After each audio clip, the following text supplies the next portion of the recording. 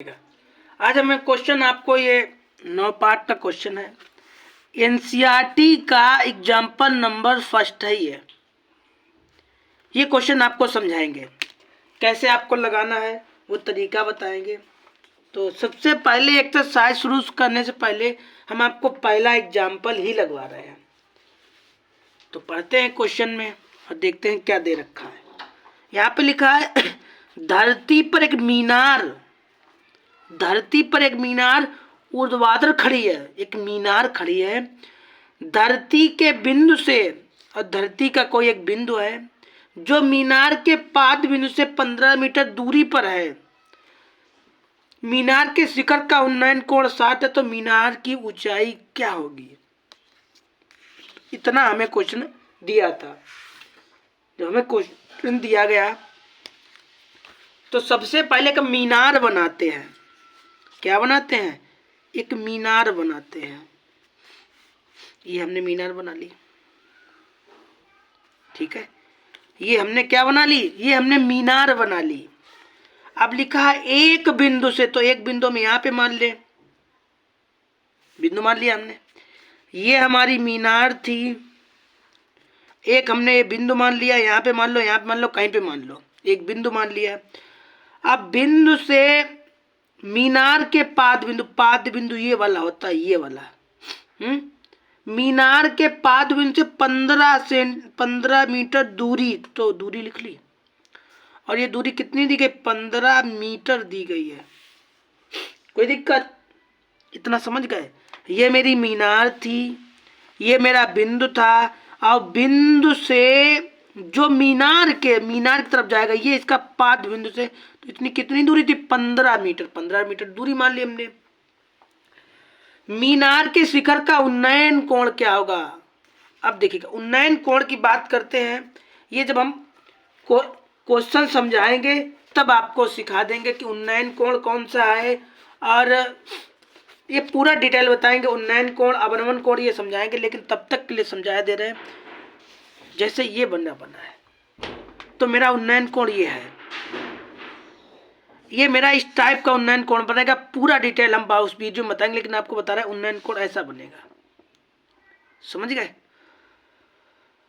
तो उन्नयन कोण ऐसा बनेगा, तो इसका मतलब समकोण त्रिभुज ही बनेगा। और सीधी सी बात हम आपको बता रहे हैं उन्नयन कोण की।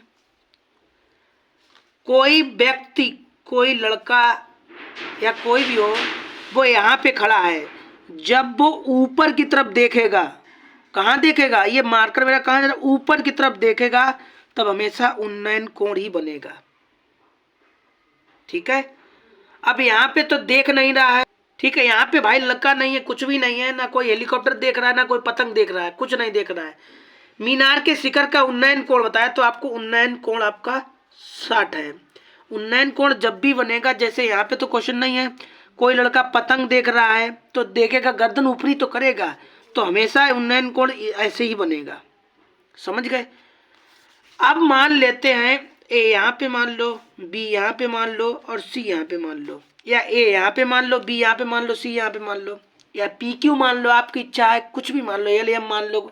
ठीक, आपकी ये भुजा दे रखी है। मीनार की ऊंचाई आपको ज्ञात करनी, तो मान लेते हैं कि मीनार की ऊंचाई h है। क्या मान लिया हमने? कि मीनार की ऊंचाई मेरी h है। इतना समझ गए? अब कोण के सामने वाली भुजा को हम क्या कहते हैं? कोण के सामने की भुजा को हम लंब कहते हैं। तो ये मेरा क्या हो गया? लंब हो गया। और ये वाली जब हमने 8 पार्ट आपको पढ़ाया था तो खूब बताए थे, ये लंब भुजा होती है, वाली कौन सी होती है? आधार भुजा होती है। लंब हो गया, आधार हो गया, और ये वाली आपकी कर्ण भुजा होती है। तो समझ गए? ये लंब हो गई, और ये वाली आपकी कर्ण हो गई, ये वाली आपकी आधार हो गई। ठीक, अब आपको क्या करना, इतना जब आपने चित्र बना के तैयार कर लिया, अब यहाँ पे बात ये लिखो। आप लिखो, क्या लिखोगे आप? पहले लिखो माना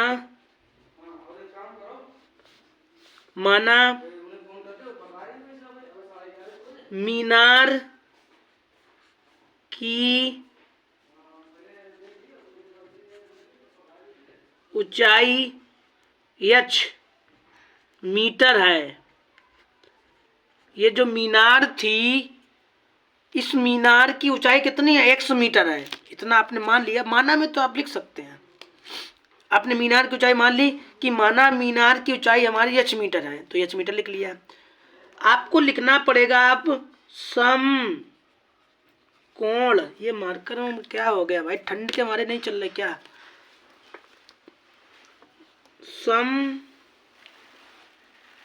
समकोण त्रिभुज ABC में, समकोण त्रिभुज ABC में।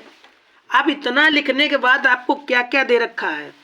आपसे ये दे रखा है, ये क्या मतलब? लंब। और लंब नहीं तो क्या? ऊंचाई। और ये क्या रखा? पाद बिंदु, बिंदु से अब पाद बिंदु तक की दूरी आपको दे रखी है। और आपसे पूछा क्या? ये पूछा गया। तो यहां पे लिख लो AB, सॉरी AB नहीं, BC और AB। अब ये वाला आपका लंब है। अब जैसे हम आपको यहां पे लिख के दिखा रहे हैं जरा, जैसे हमने लिखा BC और AB, ये लिखा, मतलब ये आपका BC क्या है? लंब है। और ये आपका क्या है? ये आपका आधार है। तो क्या होता है? तो tan बराबर क्या होता है? tan बराबर ये तो था लंब बटे आधार। तब यहाँ पे क्या लिखा जाएगा? tan theta. tan थीटा लिख लिया हमने। अच्छा, tan लिख लिया। अब ये BC का मान कितना है? BC का मान h है। BC का मान कितना? h है, ये दिया गया। और AB का मान कितना? AB का मान 15 है, तो 15 लिख लिया। अब tan थीटा, थीटा की वैल्यू कितनी दी गई है? 60, तो 60 लिख ले। अगर आपको थोड़ा सा यहाँ पे अगर ये चीज नहीं समझ में आ रही तो नई चीज लिखे, तो हम अलग चीज लिखे दे रहे। BC बराबर h मीटर, ठीक, और ये बराबर AB बराबर 15 मीटर। समझ गए? अब समझ में आ गया आपको कि जो BC था, BC का मान कितना है? h, AB का मान कितना है? 15। आप बात समझ में आ रही है? ठीक है, तो h/15 ऐसे ही लिख लिया। अब आप ये देखिएगा, जब आप 8 पाठ हमने पढ़ाया था तो साइन कॉस के मान उसमें आए थे ना? ऐसे करके आप ये बताइए साइन 60 का मान क्या होता है? तो साइन 60 का मान आता है √3। साइन 60 का मान क्या होता है? √3। कोई दिक्कत?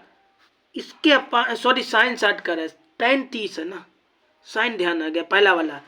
तो tan 60 का मान होता है √3। इसका इधर गुणा करोगे तो h हो जाएगा, और इसका इधर गुणा करो तो यही तो आएगा। इतना हो गया। जब इतना आपका हो गया तो लिख दो आप अतः मीनार की ऊंचाई कितनी निकली? 15√3 मीटर है। ये हमारे मीनार की ऊंचाई निकली, और यही आपसे पूछा था। इस पाठ का ये जो एक्सरसाइज है, इसमें से हर साल पेपर में आते हैं क्वेश्चन, हर साल क्वेश्चन आता है। तो ये क्वेश्चन आप लगाना ना भूलें। ये एग्जाम्पल हमने NCERT की किताब से लगवाया था। तो उम्मीद है एक भी लाइन मिस्टेक नहीं की है, एक भी लाइन गायब नहीं की है, आपको शायद समझ में आया होगा। तो लगा लेना, NCERT की किताब का एग्जाम्पल नंबर फर्स्ट है ये। ठीक है, मिलेंगे आपको, दूसरा एग्जाम्पल भी देखेंगे इसका। तब तक के लिए इतना ही। Bye bye, Tata. ठीक है।